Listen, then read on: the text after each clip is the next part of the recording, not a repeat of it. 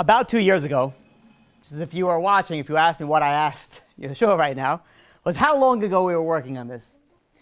About 2 years ago, I get a phone call from Yeshua Baturov. And he goes and he tells me as an idea.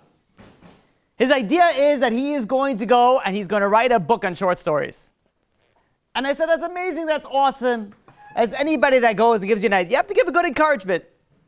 But I was thinking, I'm like, what is the chance that it's going to come into fruition? I get so many phone calls. I get phone calls of people that are Mashiach. I get phone calls that people are, the next, Donald Trump. I get phone calls from the most far-reached, the imagination can't tell you what I get phone calls for. And I say, okay, fine, you want to write a book, you want to direct a movie, you want to go this, you want to build a yeshiva, yeah, of course, you want to build another Israel, and of course, why not? Of course you could do it. But there's a very, very, very small percent of those people that actually actualize on their ideas. We all have good ideas, we all have good thoughts, and we all have things we want to accomplish in life. What differentiates somebody who has good thoughts for someone who is successful is one simple thing. And that is the first step. I get so many people that come and they have such good ideas. And it stays as an idea. They never do anything else other than an idea. But once you have somebody that goes and starts the first step, now remember, he calls me up, he just says, okay, we got the first story. This is the story. What do you think about it? And we go back and forth to go and try to edit the story and see how, what would be the lesson learned from it. And then I thought, okay, fine, so it lasted a little bit. But the phone calls kept on coming. The stories kept on coming one after another. And I want to say this is what defines a successful person. That he has an idea, and by the way, this is a lesson for each and every single one of us. He has an idea, and he starts working on it. And he works on it for months. And the months turn into years. And he keeps on working on it. And by the way, once the book is finished, that's the easy part. Now go try to find a publisher. Now go try to find it. There's so much work that needs to go to it. So, really, what I have to say to you is that you inspired me. Inspired me to show of what people can accomplish. What people can do when they put their mind to it and they actually step forward and they do something. How appropriate is this topic for Rosh Hashana? We have so many things every year. We come to like Rosh Hashana. It's usually like Erev Rosh Hashana. Be like, oh, wait a minute, I forgot to become a better person. And they're like, you know what? I'm going to change like everything in my life. Yom Kippur finishes and we kind of forget like 99.9% of that stuff. And we fall into the same place that we were before. Fast forward another year. We're like, okay, wait a minute, I'm going to become a better person. And we do the same thing that we did year after year after year after year. And guess what? We're the same person. We haven't changed. What's going on? How come we haven't changed? And I believe this is the secret. Is that you have to have an idea. And the idea is not enough just to stay an idea. You have to actually start doing something. You have to go and take that pen and paper and start writing down these stories. You have to take something that you have, that idea, and actualize it. But once you do that, you're like, okay, I started it, I'm good. The difficult part, that is part one difficult, but probably the second to the most difficult part is the continuation from it. We're coming before Rosh Hashana, and we want to become better people. We want to have a favorable judgment. We want to have an awesome, amazing year. So we decide we're going to work on certain things. I want you to think about one point. And one point only. You take upon whatever it is that you take on. See how long you last. See how long that you last based on whatever it is that you desire, that you wanted to change. Before we'll do this at the end. Remind me, we have to go through it all at the end. I feel like I'm going to end up stuck on this. I'm not going to say whatever I prepared. Dealing with Rosh Hashana, and Baruch Hashem, I have the merit, the zchut, to speak to a lot of people. And, the truth of the matter is, I get a lot of emails, a lot of phone calls, and I wish I could respond to every single one in a timely fashion, but I do not. I just physically just can't get to it. I'm like months behind in my email. And I apologize for all those who send me emails. I try to get to every single email that comes to me, but it takes me time. But I get to speak to a wide variety of group of people. And one of the things that kind of struck very, very interesting to me was when I speak to, let's say, people that are not religious. They don't keep Shabbat. They don't keep kosher. Maybe the women don't keep modesty to the levels that they're supposed to. They do things that maybe it's on the borderline. And being what I do, I see an opportunity. I got to talk to them about something. A doctor sees a drug addict, says, drop the needle. I see a guy who's Mechalel Shabbat, I say, drop the needle on Shabbat. I say things that need to go and be said. And I speak to these people, and the first thing is like, okay, what am I telling you? Keep Shabbat? If you don't believe in God, what are you going to say, bother me with Shabbat? So I say, okay, by the way, there's a God. I try to go to different proofs of why there's Shabbat and why you should keep, why you should keep kosher, because there's a God who gave the Torah. And many times they stop and be like, wait a minute. So the rabbi, we believe in all that. Yeah, I know there's a God. For sure there's a God. Are you kidding me? There's got to be a God. I'd be like, we keep about the Torah. There's like, Torah for sure. It's the Torah codes, the this and the prophecies. Of course the Torah is real. So I'm like, wait a minute. So then how come you don't keep Shabbat? You don't keep, how do you balance that? And I get this answer. And this answer, when I get to it, makes my blood pressure go right through the roof. And that is, Rabbi, you don't understand. Me and God, we have an understanding. We're tight. We're good. Don't worry about it. I'm okay. And in my mind, I'm like laughing. I'm like, what do you mean you're okay? How is that? How do you even have that mindset? It's like a guy who goes and robs a bank. And the FBI is surrounding the place. The police is surrounding the place. And this guy is not dropping a sweat. And his partner's over there like, why are you not sweating? I'll be like, don't worry about it. Me and the police, we have an understanding.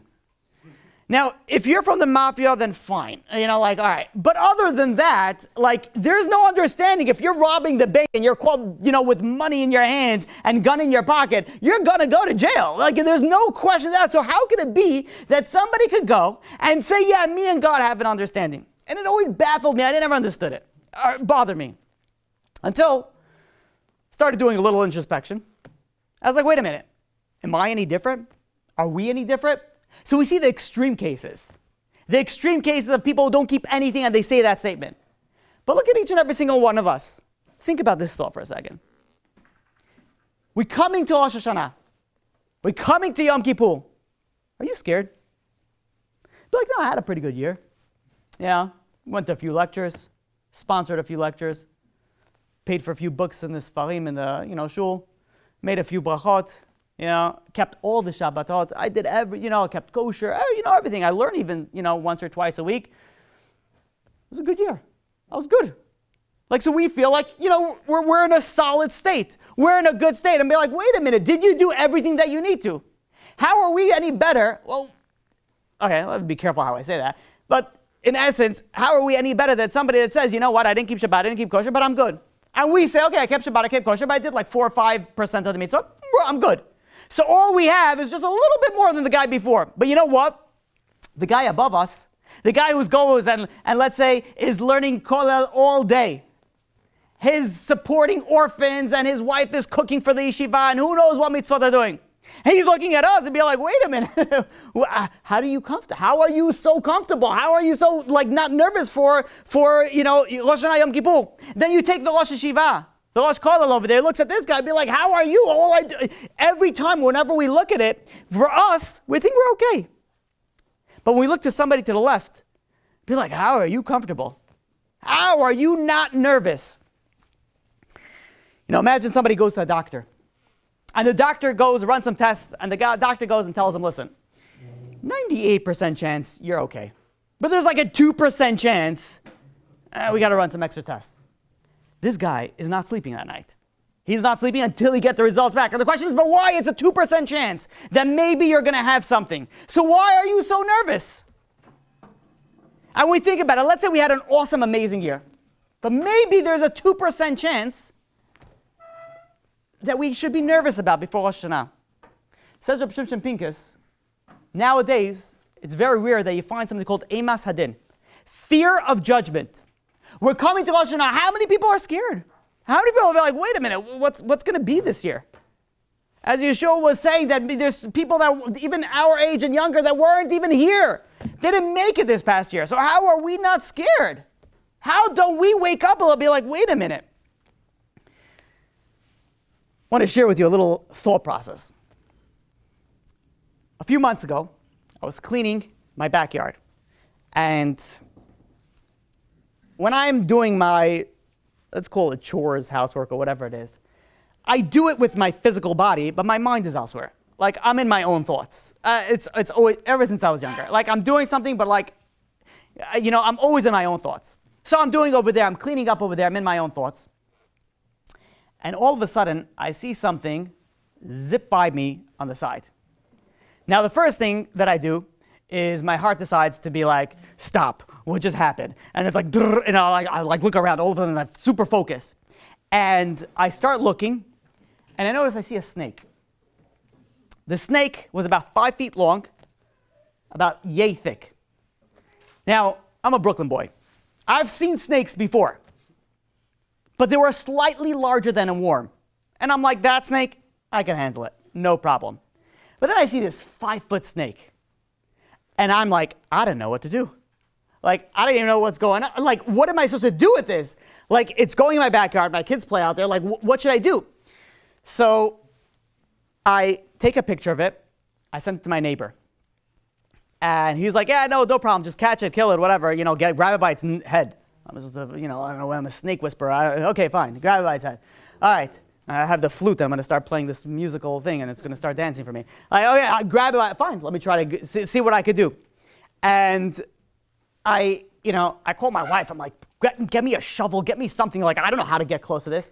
So I get a shovel, and now I'm trying to figure out, it's me versus the snake. And I'm like, how am I going to get this?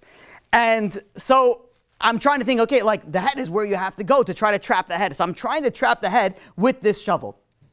And needless to say, the snake wasn't so happy about this game that we were playing. Like, it wasn't so pro it, like, I was like, playing, and he was like, no, I don't want to play anymore, and he got upset.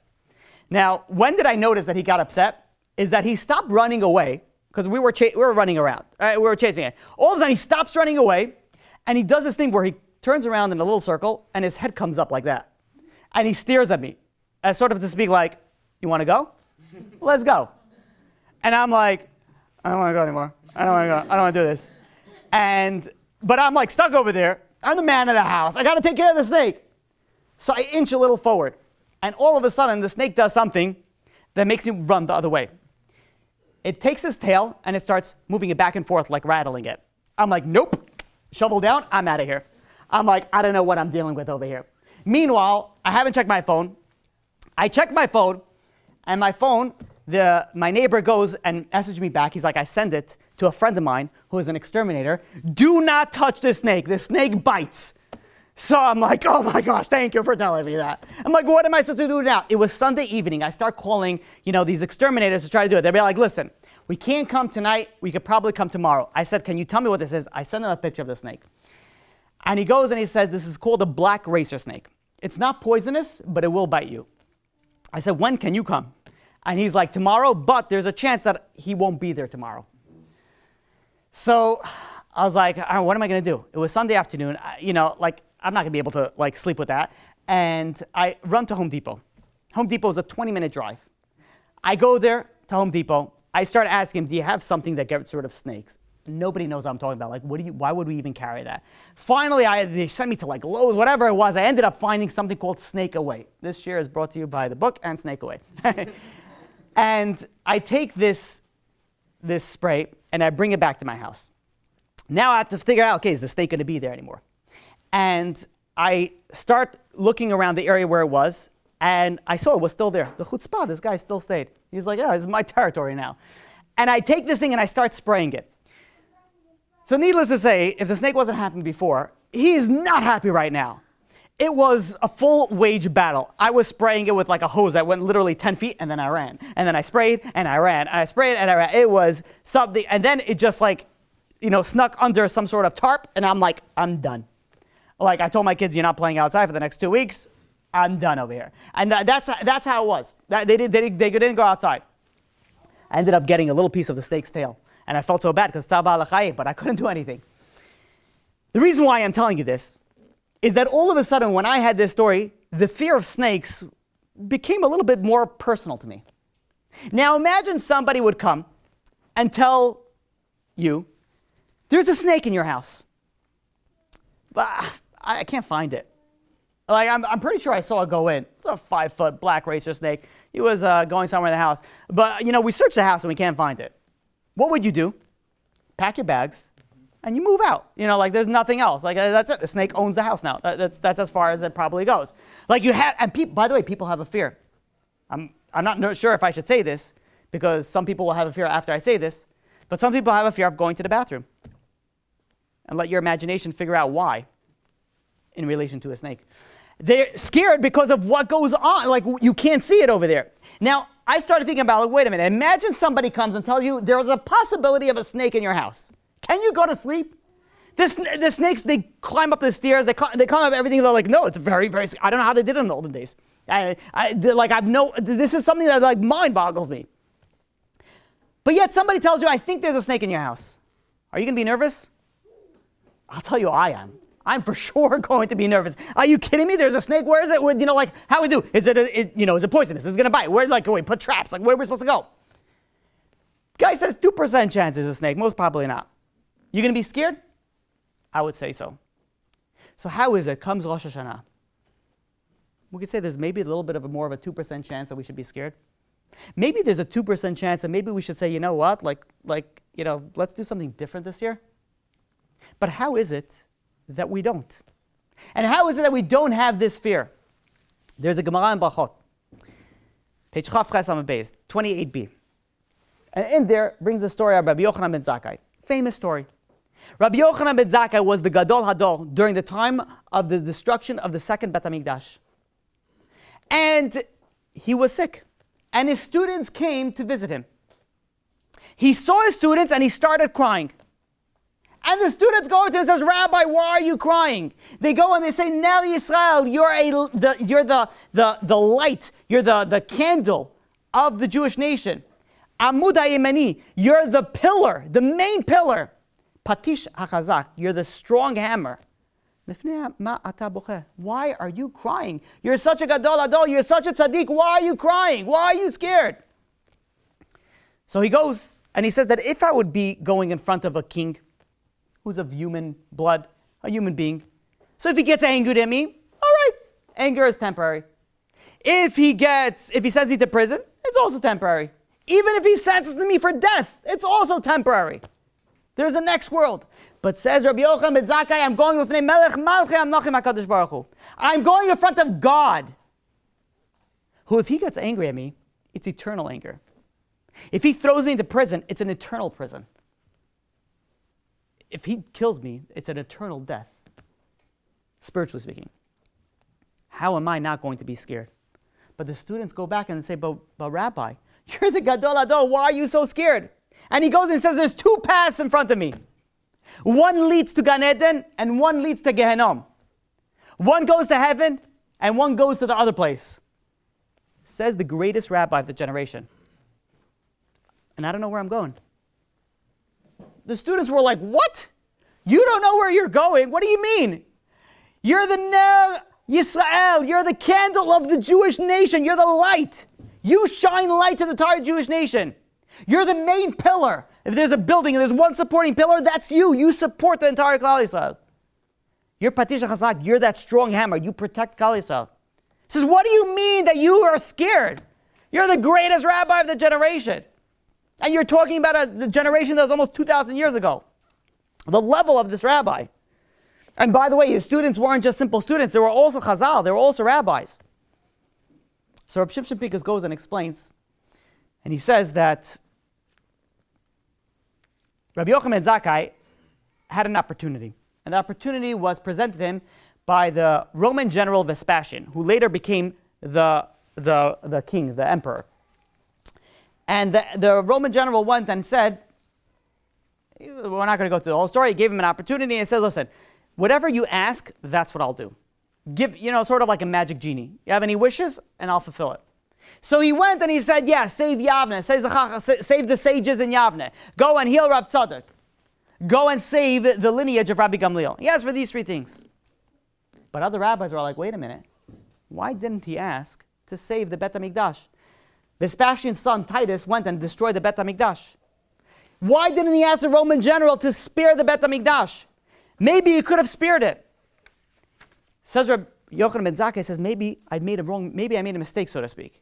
Who knows, maybe I could have spared the destruction of the Bet HaMikdash. And that's why he was scared when he was about to die, saying, I don't know which path I'm going to go on. But the question, the great, amazing question, says Reb Shimshon Pincus, that we all have to ask. Let's say he made a mistake. We all make mistakes. What about his Torah? What about his chesed? He's a leader of the Jewish nation. So what is going to be with all that? That's all going to go to waste? So he made a mistake, but he has so much amazing stuff on his repertoire. He has so much amazing things on his sheet. He did so much. Why is he still scared? So imagine there's someone who's very, very wealthy, has multiple businesses, has a business in real estate, has a business in healthcare, owns the government, whatever it is, you know what I'm talking about, multiple businesses. If he ingests poison, what's going to happen to him? He owns 6 hospitals and 27 nursing homes, and the U.S. currency and the American government. He owns everything. Is it the poison not going to affect him? Of course it's going to affect him. That wealthy person, no matter how powerful, no matter how successful, he's liable to die because they ingested the poison. The Pasuk in Mishlei says, Shlomo HaMelech, Mikol mishmor nitzor libecha. From every harmful thing, what you want to know why you need to protect yourself, protect your heart. You want to know why out of everything. We have to protect everything. We have to be careful and we have to be healthy. We have to make sure we sleep enough, we eat right, we don't do anything unhealthy. We have to protect our body. But you want to know what's the most important thing? Protect your heart. Why? Says Reb Shimshon Pincus, imagine you have a grandmother. And this grandmother is the tzaddikus of the tzaddikis. She goes and she wakes up at 3 a.m. every morning. She finishes the entire Sefer Tehillim. Then she goes and she feeds 6 yeshivot, all while hosting 27 orphans in her home. And in the evening, she's like baking cookies as any grandmother does for her great-grandchildren and her children and other people's grandchildren. And she's handing it out, making brachot party, everything she is doing right. After 120, she gets up to heaven. And there's going to be a huge celebration waiting for her. David HaMelech is going to be there. She finishes Sefer Tehillim every single day. All the orphans are going to be waiting over there. All the yeshivot over there is going to be waiting. But it says Reb Shimshon Pincus, you want to know who's not going to be there? That grandma is not going to be there. So you want to know why? Because this grandmother had a little bit of a faulty outlook. She didn't realize that God didn't have a physical form. One of the 13 principles of faith, one of the fundamentals of Jewish faith, is that God does not have a form. And if you don't believe and you don't understand these 13 principles of faith, then no matter what you have, says the Rambam in Hilchot Shuvah, it says, "Ein lo chalek l'olam haba." You have no share in the world to come. You could do all the great things, but maybe you weren't sure about something. You weren't sure about Tchiyat HaMetim. You didn't know that there was going to be a resurrection of the dead. And because of that, you said, I don't believe this. Remember a few years ago, I was speaking to a very successful woman. Very successful, very intelligent. And we're talking back and forth in different, things that she needed to discuss. And I presented her, like she was going through a loss. And I said, but there's going to be Tchiyat HaMetim. There's going to be a resurrection of the dead. And she's like, I don't believe in that. I was like, oh no, this phone call is just going to get so much longer right now. And I'm like, what do you mean you don't believe in that? He's like, I don't believe, it doesn't make any sense. I said, first of all, before I start proving to you and how it can make sense, so do you understand that if you decide you're not going to believe in that, you're denying one of the 13 fundamental principles of Jewish faith. And if you're doing that, you're at risk to lose everything. And I warned her so many times, and she was like, it doesn't make sense. And I went and I brought from Aryeh Kaplan how it could be through stem cell research and DNA replication, all these different scientific proofs. No, it doesn't make sense to me. How could somebody go and you have one little fault, but it's a big, big boo-boo, that fault. And you come to heaven after 120, you did so much great things, but you're not going to be there. You're not, because you had that one big boo-boo. You had that one big fault. And says Reb Chaim Brisk that even if you did this unintentionally, even if you did this by mistake, you're still at fault. You're still at fault. Even you can't come up there and be like, I didn't know. I didn't know. No, it says Reb Chaim, you have to know this. This is the fundamentals. Somebody who goes and wants to convert to Judaism, they have to know this. Certainly, certainly people that are religious. This is one of the, many people say the 13 principles of faith every single day after Shachrit. Says Reb Shimshon Pinkus, this is what we have to be so careful to protect our heart. Because you can have everything, but if you have one mistake, you lose everything. It brings down also another story that there was a yeshiva boy. And this yeshiva boy was speaking to his friends. And the Rosh Yeshiva, the rabbi, was sitting not too far. And one boy was speaking to another boy about the concept of prophecy. And I've heard this, unfortunately, before. He says, you don't want to know what prophecy is? Prophecy is not that God is talking to people, but it's an internal realization of what God wants. All of a sudden, you have this epiphany, you have this like clarity, and that's prophecy. And that is what prophecy is. The rabbi, the Rosh Yeshiva, looked at them and he started crying. He says, what are you talking about? That's not prophecy. He started crying, the rabbi. He says, that's kfirah, that's heresy, that's heretic. He says, one of the 13 principles of faith is that God speaks to a human being through prophecy. Moshe Rabbeinu was a prophet. Yes, nowadays we don't have prophets. But we had prophets where God spoke to the Jewish people. God spoke to prophets, also non-Jews. That's what prophecy is. You have one fault, you can lose it all. Says Reb Shimshon Pinkus, says, I know that boy. I know him. He's a great Talmid Chacham. He studies non-stop. But he could study in Kollel for 100 years and he's going to come up to heaven and he's not going to be there. So the question is that if Rabbi Yochanan ben Zakkai is scared about where he's going to, and now we see that you can have one little boo-boo and you lose it all, so how is it that we're not scared? How is it that we come to Rosh Hashanah and be like, yeah, okay, fine, let's speed this thing up. What's the most common conversation that happens after Rosh Hashanah? What time do you finish? 12 o'clock. I'll finish 11:30. Yeah. Wait, what time do you start? Be like 9? 10:30. Yeah, right through. Be like, that's what you're talking about? That's what you're dealing with? Or the simanim, which is great, by the way. But that's what the highlight. The highlight is, okay, let's find some interesting fruit. That's the highlight. And granted, it's a big thing, and you should do that. But you think about it, when did you stop for a second? Right, we're about a little bit over a week from Rosh Hashanah. Did you stop for 1 second and be like, do I have something to be scared for? If you had a snake in your house right now, would you be scared? If you had a doctor that called you and said, hey, by the way, 2% chance, I got to worry about something, are you going to be worried? So then maybe we should be worried coming Rosh Hashanah. Maybe we should stop for a second and be like, wait a minute, maybe I have to do something. Maybe I have to change something. The Gemara in Gittin, page 56, goes and says, there's a story of Onkelos. Onkelos was a nephew of Titus. Titus was the one who destroyed the second Bet HaMikdash. His sister had a boy, his name was Onkelos. And this Onkelos wanted to go and convert to Judaism. You think about it, like what that means. Imagine Hitler's nephew is converting to Judaism. Titus's nephew wants to convert to Judaism. So he knew a little bit of ways to get in contact with the other world. His uncle, Titus, died already, and he is able to speak to him. Through certain means, he was able to conjure his uncle's spirit, and he was able to speak to him. And he goes over to his uncle, and he says, I'm considering converting to Judaism. Tell me, who is prominent in the next world? Titus died already, he's in the next world. He says, who's prominent? What's going on in the next world? Who holds the highest position? So Titus goes and says, the Jewish people, they hold the highest position. So he says, okay, so I'm considering to convert. What do you think about that? And he says, don't convert. Their laws are many. It's going to be very difficult to keep. Rather, what you should do is fight against them, and that will raise you to prominence. Because whoever fights against the Jewish people will be raised to prominence and to high level. So that's what you should do. Says Reb Shimshon Pinkus, wait a minute. The Gemara goes and says that Onkelos asks his uncle, says, what do you do there? What's your punishment? And he says he gets burnt. His ashes get burnt every single day, and it gets scattered through all the 7 seas. And then it gets recollected and restart from again. He gets burnt, and his ashes spread throughout. Why is he getting punished? Because of the destruction of the pain that he inflicted upon the Jewish nation. So you have your guy that in the next world already, and he's getting punished for his sins in this world of what he did. He knows the truth. So how is it that he's telling his nephew, don't ever go against him? It's literally, he should be the only one that knows and learned his lesson. Be like, no, go and do anything you can for the Jewish people. Look at the suffering that I have to go through. How come he's not doing that? And the answer is because once you die, once you leave this earth, you can't change. The personality that you had over here, that stays with you when you get to the next world.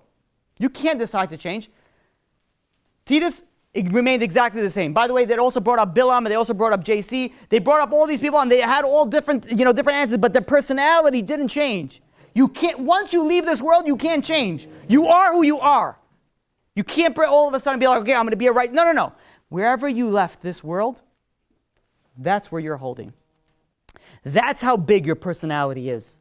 That's how big your character traits are. The idea of realizing the greatness of the time that we're getting into is so important, is so fundamental, that we have to stop for even a second. All it takes is just a second and be like, am I okay? Do I feel confident in where I am? The Gemara in Shabbat brings down a story, a true story, that was between the wife of Rabbi Eliezer ben Horkness and Rabbi Gamliel. Now, Rabbi Eliezer ben Horkness, whoever doesn't know, Rabbi Eliezer ben Horkness was the Rebbe of Rabbi Akiva, who was the Rebbe of Rabbi Shimon Bar Yochai, who wrote the Zohar, meaning that he was the top of the top. He had married the sister of another huge rabbi. So he had a wife of Rabbi Gamliel, and his sister's name was Ima Shalom. That was her name. And there was a certain heretic, somebody who had kfira ideas. He was a judge in the secular courts. And they wanted to go and say, like, he's pulling people to his ideology. He's pulling people to his thought process. They had to stop it. So you know what they did? The wife of one Gadol Adol, Rabbi Eliezer ben Horkness, and the Gadol Adol, Rabbi Gamliel, they brought a case to him. And they say, listen, they say that our father, they go say, passed away, and he left us an inheritance. But the law is, according to the Jewish law, is that if there's a son, the daughter doesn't get that inheritance. But what happened is that this sister, she bribed this judge beforehand. She sent him a candlestick. And then she comes into court. Now he's bribed on one side. And she says, what are we supposed to do? Says at one point you have over here that only the son should inherit, but she gave me a candlestick. So he looks at them and he makes his ruling, and he says the ruling is that you should divide it equally. But says Rabbi Gamliel, but I don't understand. The Torah says that you're supposed to go to the son. So the judge responds and he says no. He says, but now you're not anymore in the Holy Land. You're in the Roman rule, and now you follow the Roman government rule, and that is you split it equally. So they said, fine. They left. That night, the next day, Rabbi Gamliel sends a bribe to this judge. Sends him a donkey as a bribe. And the judge calls him back in for another retrial. And he goes and he says, you know what? Under further consideration, looking into this case, the Torah says that you're not supposed to change anything from the Torah, and that's why we can't change anything from the Torah. It goes only to the son. So the sister, the girl over there, goes and says, but wait a minute. She goes and gives him a hint. She says, may your light shine forth like a candle. Candle, right? And Rabbi Gamliel looks at her and he says, my donkey knocked off your candle. Meaning that my bribe outweighed your bribe. Why did they do this? They wanted to expose this judge. This judge was like, oh, I'm so good, I'm so righteous in what I do. And then he had this heretic beliefs on Judaism. So the greatest people of the generation went and they exposed this judge. Says Rav Yaakov Galinsky, he says, I don't understand. He says, imagine you have the two Gedolei Hador now your generation, or the previous generation. He says, imagine you have the Stipler's wife, who happened to be the brother of the Chazon Ish. Imagine they both go to a judge who's not going to read the Torah and says, hey, by the way, we have a case over here about our father. And they go and then they come to a certain conclusion. They go home and they come back the next day. You're talking about a Gadol Ador. You're talking about the Chazon Ish. Where is he going to have the time to go back? You think Chacham Ovadia Yosef had the time to go back into a court and go and fight over something? The question, says Rabbi Yaakov Galitzky, is I don't understand. Says, what was these Gedolim? What were they doing about this heretic? Who cares? Okay, let him have his thing. They wasted so much time on him. Says Rabbi Galitzky, says, yeah. He says it's worthwhile to tear off the mask of somebody who is a heretic. Somebody who doesn't follow the hashkafa, the right ideology of the Torah. Says it's worth it. Why? Because more than anything, you have to guard your heart. And if you make one wrong turn, you could lose it all. You could lose it all. So now we're in a bad situation we have to think about. If Rabbi Yochanan ben Zakkai is scared, if there's so many opportunities for us to lose anything, so what is left with us? How do we have any chance? Come Rosh Hashana. Says Reb Shimshon Pincus. Says the Gemara ended off with a resolution. Told you exactly what to do. You look at Rabbi Yochanan ben Zakkai. It looked like he had everything and now he's so scared. So what are we supposed to do? You know how the Gemara ends over there? His students came in and Rabbi Yochanan started crying. You want to know what you're supposed to do? Simple. Cry. That's what you're supposed to do. Cry to HaKadosh Baruch Hu. Cry to God. And don't be like, I'm a man, I haven't cried since I was born, and the doctor slapped me, and it was the last time that I cried. Only when I have allergies in the eyes when I see something very sad. But other than that, I don't cry. Like, it doesn't matter. Like, no. Okay? You go and you cry to HaKadosh Baruch Hu. You go and you cry to God. That's what you're supposed to do, says Rabbi Yochanan ben Zakkai. Go and cry. Rabbi Shimshon Pincus says, you want a chance? Cry. The question is that many people come to this realization and say, like, wait a minute, can I do tshuva? Can I do something after everything that I've done in my life? How many times do people come to you and say, like, Rabbi, you don't know what I did? I said, listen, unless you're a mass murderer and the list of other things, like, I've heard it all. And like, no, but like one time, like, okay, so do tshuva. And people think, there's no chance I can't do it. Rabbi Melech Biederman brings down a story. There was once a boy that wasn't the best boy. And he used to bring his friends over to his house. He was a teenager. And they used to get drunk in his house. One time, a bunch of his friends got a little bit rowdy. They got drunk. And they made tens of thousands of dollars worth of damage to the home. The boy felt so bad about it that he didn't know, he couldn't even confront his parents. So he left the home. He ran out. He went to live with one of his friends. And the father started to say, no, come back home. It's not about the money. The boy says, no, I don't want anything to do. The father goes and he hires a professional to try to work with this boy. And he tries to go and work with him. And meanwhile, he's reporting back to the father. It looks like this boy is doing very well. It looks like good stuff is happening. So the father goes, really? Is that real? Okay, great. So he starts calling his son. The son doesn't answer, ignores all the calls. So father says, okay, fine, let me go down. He goes down to his apartment, he knocks on the door. He sees his son open the window shade, look at him, and then close the window shade and not come to the door. And he rings the doorbell. Again, no one's coming. Waits 5 minutes, rings the bell. His son comes out, doesn't open the door. He calls back this professional and says, what's going on? Why is my son not talking to me? So the professional says, I don't know, let me speak to him. He calls him up, and the son says, what, am I going to speak to my father? He says, you know how much damage I caused them? You know how much pain and suffering I caused them? He says, I can't speak to him. I can't look at him in the face anymore. I'm so embarrassed. The professional goes back to the father and relates what the son says. The father says, I don't care about the money. I don't care about the money. I want to have a relationship with my son. I want to talk to my son again. Says Ramalach Biederman, he says, we have people that we go and we make mistakes. We make boo-boos, sometimes very big boo-boos, against HaKadosh Baruch Hu. And we think God doesn't want to hear me. God doesn't want to see me pray. You know what I did last night? You know what I did last week? He says, God doesn't want to see me. He says, yes, maybe we did a lot of damage. Maybe we have a lot of boo-boos in our repertoire. Maybe we did a lot of bad things. But God wants to talk to us. HaKadosh Baruch Hu wants a conversation with us. He says, why are you not talking to me? He says, yes, you did bad things and we're going to have to deal with that. But what does that stop me from talking to me? There was a story written in the Ami magazine that there was a boy that got kicked out of yeshiva at the age of 16. And this boy had a lot of ideas, a lot of opinions.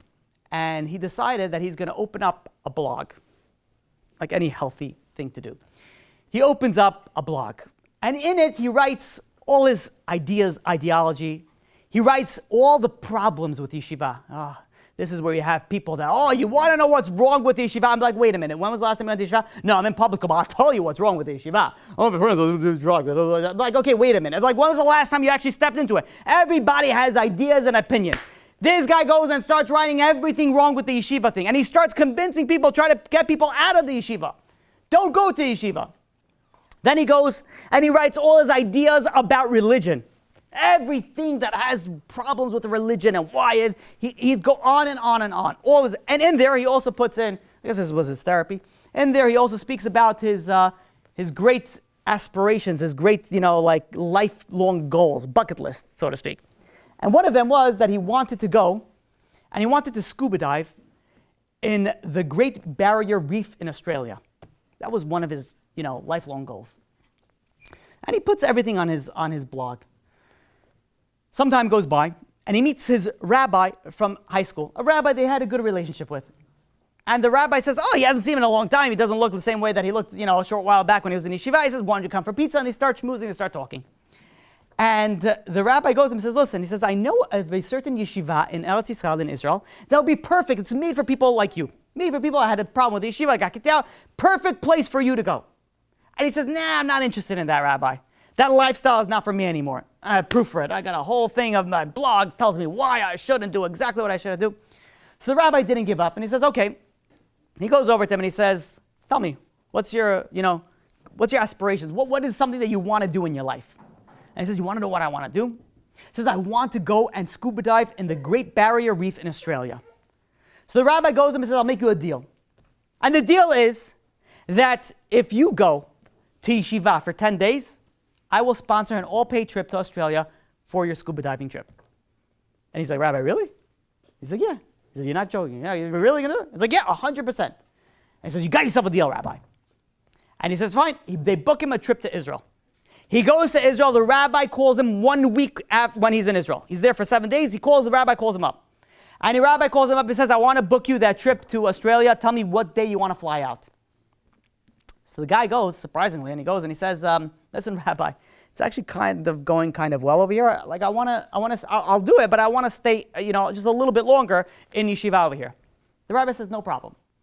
You call me when you're ready. The trip is waiting for you.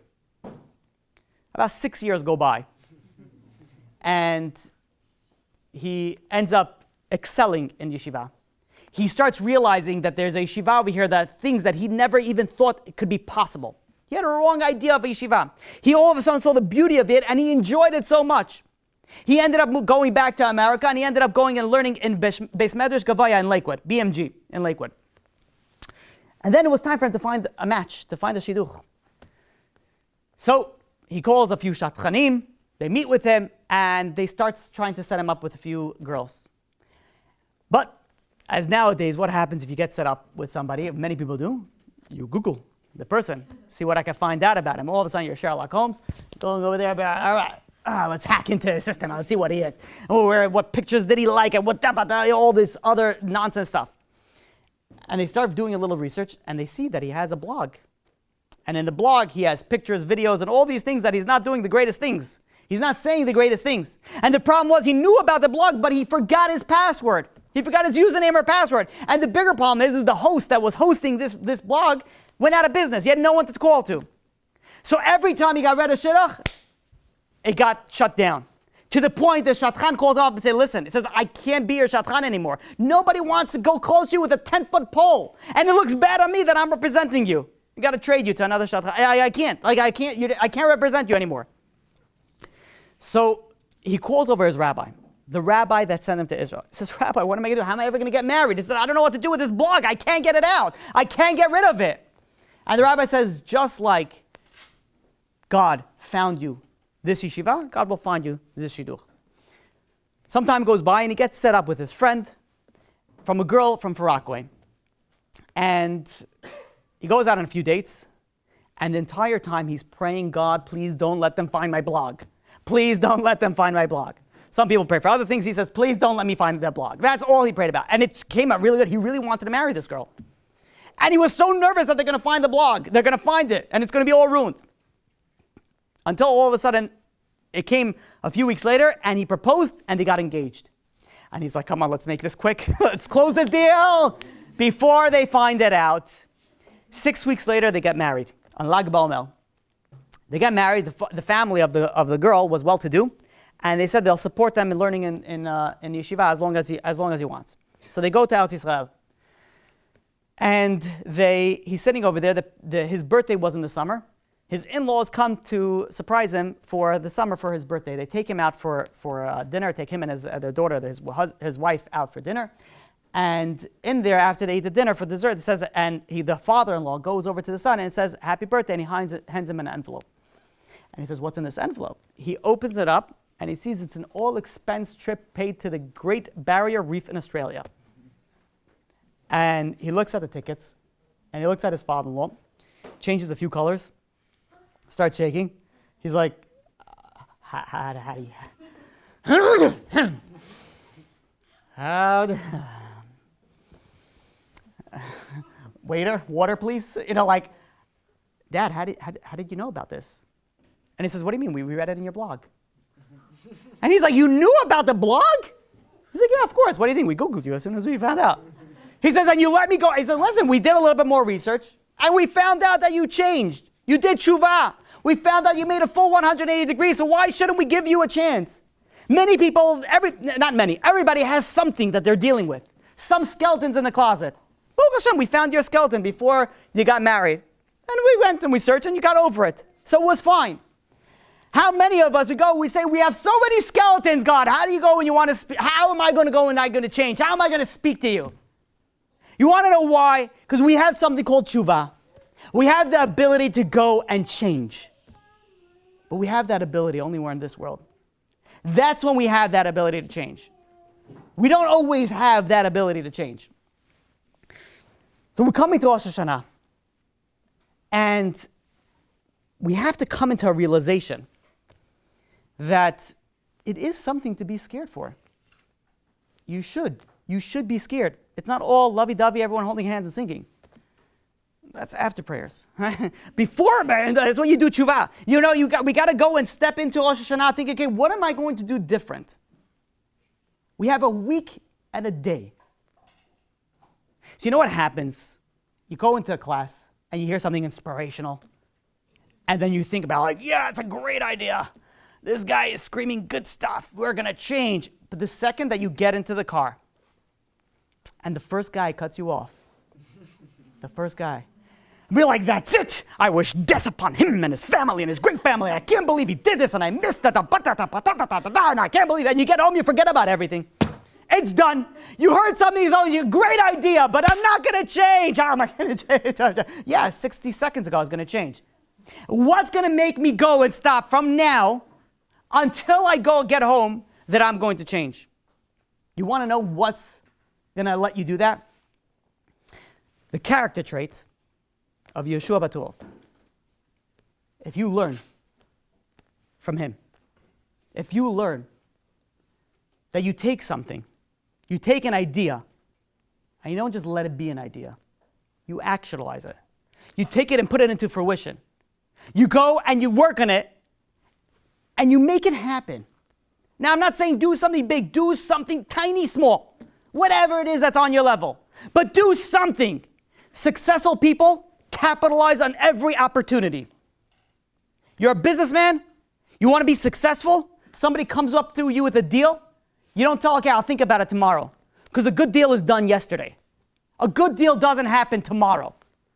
You're in real estate, and somebody comes up to you with an investment opportunity, and it's pennies on the dollar. And you're like, yeah, I think it's kind of good. Send me an email, but this, that. No. You go to them and be like, I'm closing tomorrow. I'll show you proof of funds and I'm closing. Says, that's it. It's done. I'm taking it. Somebody who sees an opportunity capitalizes on it. Those are successful people. Unsuccessful people sees an opportunity and they play another game of Candy Crush or whatever it is going on now. I don't know what's the rage now. And they go and they're like, yeah, okay, that's pretty good. Maybe I'll do it one day. No. You want to be successful? You have an idea? You have a thought? Do it. But don't do it then. Do it now. Do it right here, right now. While I'm talking, start spacing out and thinking about what you're going to do. Don't pay attention to me. Just think about what you're going to do. The next few minutes, you should not be hearing me. You should just be, I should see everybody going like this and then like writing something down. Like, people talk to themselves. You see somebody walking. Like, whoa, what just happened over here? Like, I don't see any Bluetooth in this guy. People have conversations with themselves. Have a conversation with yourself right now. What am I going to do different? What, am I going to pray a little better? Am I going to be extra modest? Maybe I'll learn 5 extra minutes every single day before Hashana. Let me prepare something. Maybe I'll change a little, just something little, just something tiny, something very, very minute.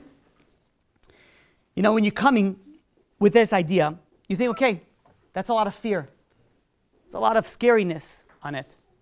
But we know Elul, which is the month before we're getting ready for Hashana, stands for Ani Dodi v'Dodi li. I am to my beloved and my beloved is to me. Meaning that Rosh Hashanah is not only a scary day, it's also a day of love, a day that we could go and get close to HaKadosh Baruch Hu. And the question is, but how are we going to get close to HaKadosh Baruch Hu? So you want to know how you get close to HaKadosh Baruch Hu? This. I'm not saying write a book. Well, maybe I am. You want to get close to HaKadosh Baruch Hu, the ideas that this book represents. This book represents that you see divine providence. You see hashgacha of HaKadosh Baruch Hu in your own life. One of the stories that's written down over here is a story that actually happened to Yeshua. And he was saying that I'm going to say the story short because I don't want to ruin it for you. You got to look inside the book. No spoiler alerts. He had a busy day. And he was rushing late over here. And you know how one thing after another thing just went wrong? And just everything happened wrong, and he was delayed, and just there was traffic, but everything was delayed. And he was driving home after a long day of work. He wanted to just get home and just forget about the day. And all of a sudden, there's a huge truck that just books a red light right in front of him. And if, God forbid, there would have been a collision, God forbid. And you want to know what he writes in the book, what he says, you know what this made me think? I had so many things that happened to me in that day. And I thought everything was bad, bad, bad. I was I can't believe that God did it. But you know what happened? That if I would have been 3 seconds earlier, 3 seconds later, God forbid, who knows what would have happened. When we stop for a second and we see that the God's orchestrating everything in our life, we have a little bit of a different relationship with HaKadosh Baruch Hu. We have a little bit of a different understanding of realizing who we're dealing with over here. There's a Father in heaven that loves us. It's not only about scary fear that you're going to burn if you don't do everything right. You have a Father who wants a relationship with you. He's waiting to hear you, but you haven't prayed to him in 6 years. Maybe you said the tefillot, but when was the last time you spoke to God? When was the last time you said, HaKadosh Baruch Hu, please help me today? Or even better yet, when was the last time you personally said to God, thank you? Not like a bracha, thank you for the food. No. In English, Russian, Spanish, or whatever language that you care to understand, when was the last time that you said, spasiba? Is that right? Okay. When was the last time that you said thank you? When? Think about that. When was the last time that you go to God, have a relationship with God? Yes, it's not all about fear. Okay, fine. You want a loving relationship? Do you love God? God loves you. But where do you show that you love God? What was the last thing that you did? So now's the second time that you're supposed to be spacing out. And say thank you to God. Thank you for my family. Thank you for my friends. Thank you for Torah anytime. Thank you for Chazak. Thank you for Torah Life. Thank you for Yeshiva or Yitzhak. I had to plug it in somewhere, right? I didn't do it in the beginning. Thank you for all these organizations that helped put this together. When was the last time that we had a little bit of hakarat tov? Because that builds the relationship. I want to finish off with one final story. This story was said over by a Chabad rabbi. And this rabbi was in Agora Hills, California. And he said that he had his students one time. It was between Rosh Hashanah and Yom Kippur, it was a Shabbat. And they were sitting and they were eating the meal on Shabbat day. And they notice, as they're eating the meal, there is a moving truck that moves in right next to the synagogue.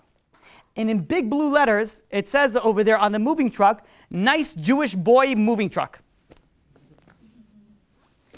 So they're like, this is Chabad, yeah? You see an opportunity, you grab it, you know? Let's go in, I have some good vodka, let's sing, let's dance, let's get close. So they see this, they go and they start, they see these people moving and they go and they start saying, like, are you guys Jewish? And they were like, yeah, they were Israelis, yeah, we're Jewish. He says, listen, you know, it's Shabbat, why don't you guys are working so hard, why don't you come in, let's eat something, let's sing a little bit. And they're like, you know what, it was a hot day in California. They're like, fine, sounds good. They took a break and they sat down and they started eating with them and they started singing with them. And all of a sudden, one of the guys perks up and he says, guys, we gotta go. And they're like, well, what's going on? This is the owner of the house. Just pulled up to the driveway. And he says, if he sees us sleeping on the job, we're gonna get fired. He says, we gotta go back. One of the aspiring rabbis, the young Lubavitcher boy, goes over there and says, let me take care of it. Lubavitcher, they're not shy. He goes up to this guy. And he goes up to him and says, listen, are you by any chance Jewish? And he says, yeah, I happen to be the musical advisor to my Reform synagogue, temple. So he says, perfect. Why don't you join us? We're sitting over here. We've grabbed a few of your guys. Come and join us. Maybe you could teach us some of your songs and we'll sing together. And they were talking him up. Amazing, amazing. He's like, okay, fine. You know, probably I could. I got some egg yolks and some vodka to mix in so I could do my vocals. And he goes in and they start singing and dancing. Not dancing, it was Shabbat. They were singing and eating. And the next day, this neighbor, his name was Jack, he goes over to the rabbi, sends him a letter, and he goes over to him, and he says, simple letter, few words, God worked through you.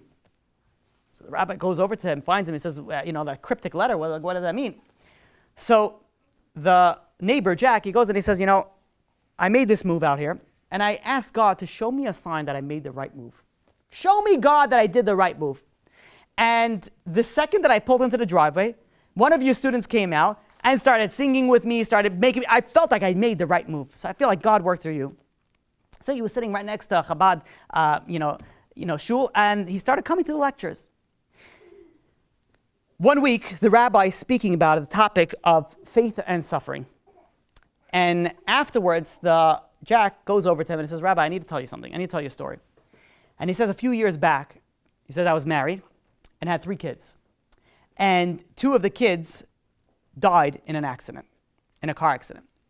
And he said, I got so angry at God. I got so depressed. I lost my job. I couldn't keep my marriage afloat. Like, my wife left me, and I was done. I thought I was done. And I couldn't get back on my feet, and I decided, that's it, I'm going to end it. He was going to commit suicide.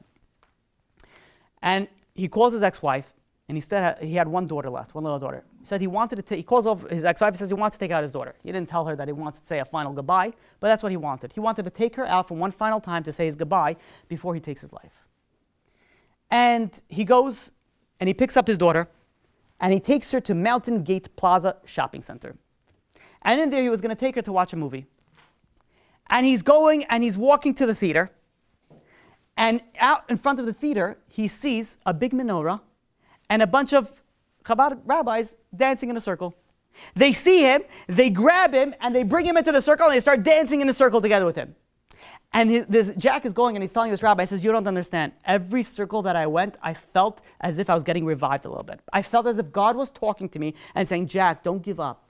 There is hope. Don't give up because it's going to get better. And he says, after a few circuits, I felt better, and I felt that I wasn't going to commit suicide anymore. But I felt I needed a fresh start. So I went and I decided that I'm going to move and start afresh. And after I made the move, I said, God, show me a sign, and he showed me your sign. And the rabbi hears a story, doesn't say a word, jumps up, runs over to a bookcase and finds a photo album, and he starts flipping through photos. He calls over Jack and he shows him a photo in Mountain Gate Plaza outside the theater of this same rabbi right next to Jack smiling on that picture. And he goes over to Jack and says, I was at that theater. I was the one that you were dancing with. And he says, you want to know something crazy? When I called the shopping center and I wanted to book it, to get the permission to do it, the person from the management office says, are you sure you want to come? And I'm like, yeah, why are you asking questions? Of course I want to come. But we came over there with all our speakers, with all our systems, with everything, with our big menorah, and we found out the shopping center was closed. There was nobody there.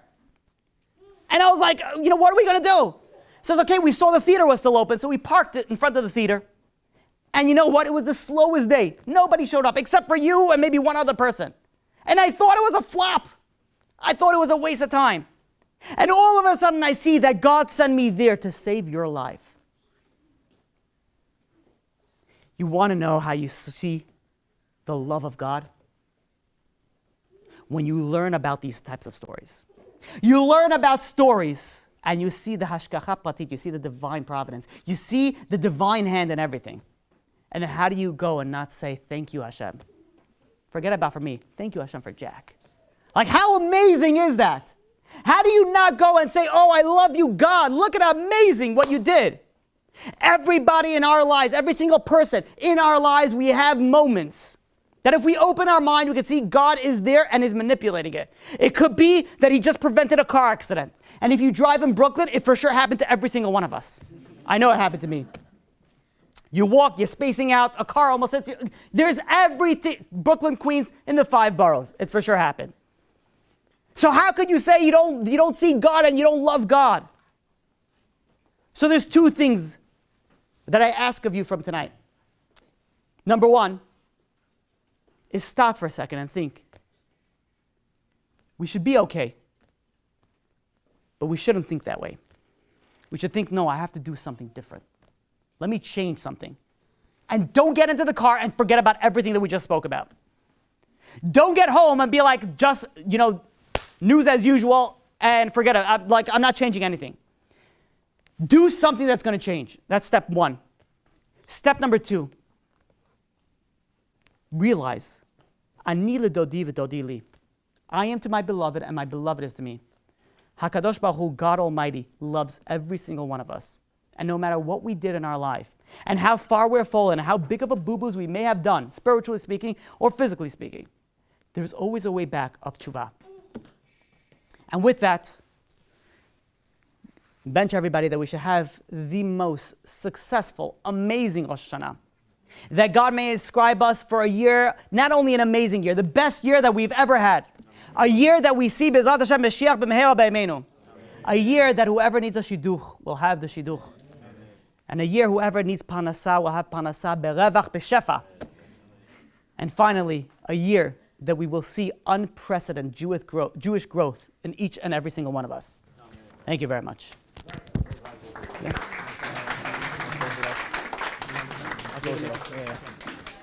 Thank you all so much for coming. I really appreciate it. It wouldn't be an event without the people here. Baruch Hashem, you're able to record it and upload it to Torah anytime for later viewage.